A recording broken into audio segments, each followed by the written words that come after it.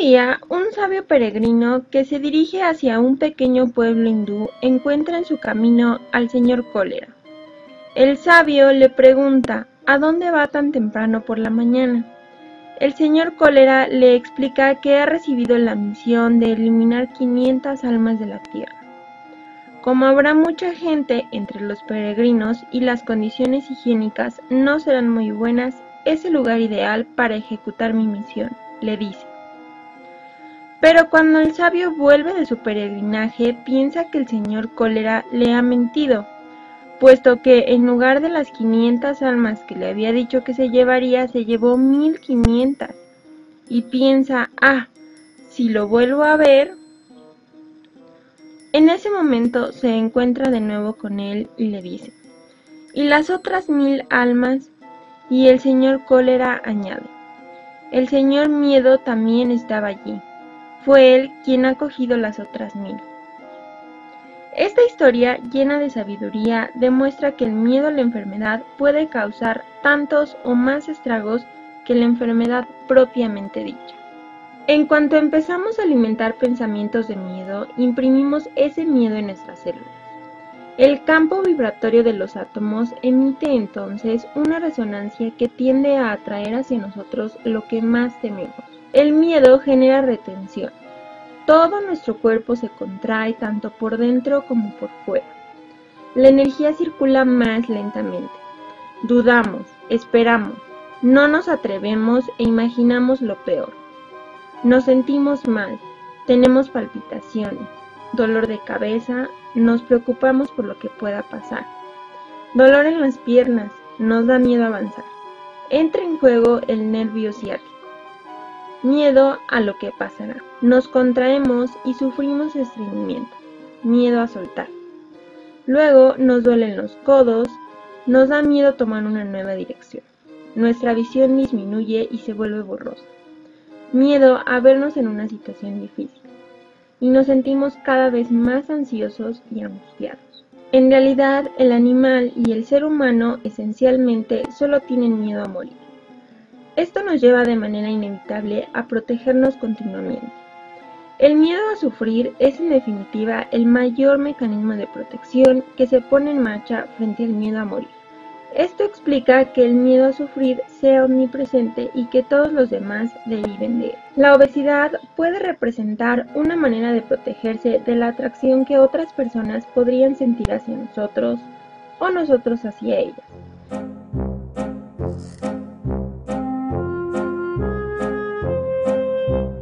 Tengo que tener cuidado, engordo con mucha facilidad. Hasta el agua me engorda. No puedo comer postre porque siempre tengo 1 kilo de más. Soy como mi madre. Toda nuestra familia es obesa. Al igual que la obesidad, la parálisis puede tener otras causas que el querer huir. Puede expresar no querer ir más lejos en la vida o un sentimiento de culpa. También puede estar relacionada con el deseo de que otras personas se responsabilicen y se encarguen de nosotros. El miedo a sufrir también puede llevarnos a querer tener el control de las situaciones, de nuestros estados de ánimo, de nuestro entorno. Las personas que han crecido en un ambiente de miedo, crítica o violencia han aprendido a utilizar casi siempre el control para sobrevivir. Sin embargo, cuando una situación se les escapa porque la sienten como una amenaza para su salud, relaciones afectivas o seguridad material, la ansiedad se apodera de ella.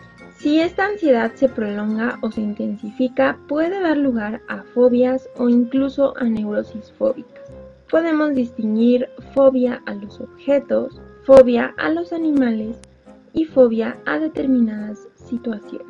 La claustrofobia, por ejemplo, puede tener su origen en el momento del nacimiento. Un parto difícil o el cordón umbilical enrollado alrededor del cuello de un bebé puede explicar los síntomas de la claustrofobia. Muchas personas dicen que tienen miedo al agua, pero a menudo se trata de una forma de claustrofobia. El miedo a no tener suficiente aire bajo el agua les produce pánico porque no controlan la situación y no sienten el fondo de la piscina, del lago o del mar bajo sus pies. Por otra parte, la agorafobia es el miedo a encontrarse lejos de un lugar o de una persona que representa la seguridad. El agorafóbico con frecuencia también es claustrofóbico. Lo que más temen estas personas es perder el control y volverse locas. Tras este fuerte estado de ansiedad se esconde casi siempre una emoción traumática que no se ha liberado porque siempre se ha querido huir de ella o tener el control. También existe la fobia a los miedos de transporte, que se relaciona con el miedo a lo desconocido y especialmente a la nada. La fobia a las ventanas es el miedo al vacío y a la nada que produce sensaciones de vértigo. La fobia impulsiva es cuando la persona afectada teme cometer un acto pernicioso como matar a sus hijos. Con frecuencia es una persona que se ha impuesto tal control que tiene miedo a las reacciones imprevistas que podría tener. ¿Cómo liberarte entonces de tus miedos y de tus fobias? Lo primero es tomar conciencia. No se puede intervenir sobre aquello de lo cual no somos conscientes. ¿Cómo podríamos liberarnos de un miedo que ignoramos? La confianza es el mejor antídoto contra el miedo. Hay miedos a los que podrás enfrentarte, otros que deberás manejar y por último otros con los que deberás tomarte un tiempo para superar. Lo que importa es que elijas el medio más adecuado para la situación que vives. Para superar el miedo a lo que pueda pasar, acepta que cualquiera que sea el cambio siempre es para mejor. Incluso si al principio el cambio te lleva a tomar un poco de distancia, es solo para poder avanzar mejor. Actúa según lo que tú sientas y según tus aspiraciones, porque no has venido a este mundo para responder a las expectativas de los demás, sino para tu propia evolución. El miedo a lo que piensen los demás está relacionado con el miedo de no ser querido ni apreciado. Al estimarnos y respetarnos, atraemos el amor y el respeto. Esta afirmación puede ayudarte. Soy una persona estupenda, diferente y tan importante como las demás. Me doy cuenta de que puedo hacer muchas cosas y de que los demás me aprecian. De ahora en adelante actúo en base a mis aspiraciones y al respeto que me tengo a mí mismo. Atreverse es el mejor antídoto contra el miedo. Hay un nuevo proverbio hindú que dice: morimos por no atrever. Frente a nuestros miedos hay que saber que primero y ante todo es nuestra mente la que tiene miedo. La mejor manera de tranquilizar la mente es encontrar una solución. Lo importante es recordar que la mente se tranquiliza cuando tiene una solución. La segunda es la aceptación. La aceptación quiere decir reconocer y admitir lo que es. Corresponde a la relación de causa y efecto que se puede establecer sin ninguna duda.